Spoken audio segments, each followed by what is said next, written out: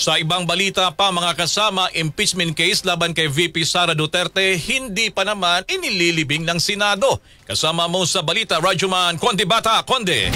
RNN Live Report.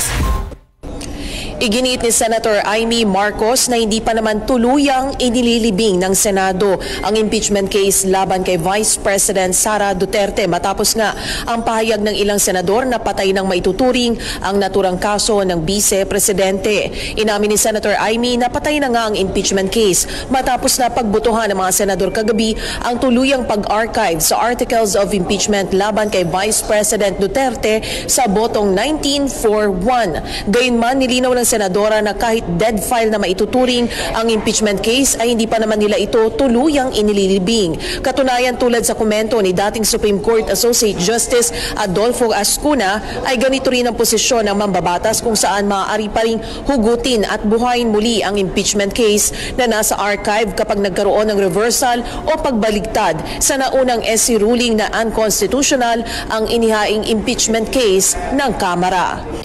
Yes, it's dead, but it's not really buried. But yes, it's dead. In effect, because it's in the archive, but sabi nga ni Justice Ascuna, pwede na mahugutin pa ulit kung magbago ang Korte Suprema. Sumusunod lang kami sa batas at sa Korte Suprema.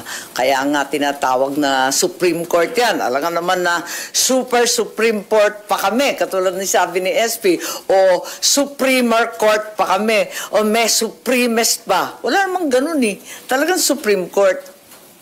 Samantala, sinabi rin ng senadora na nakatext niya si Vice President Duterte matapos ang naging botohan kung saan ang mensahe ng bise ay salamat sa Panginoon.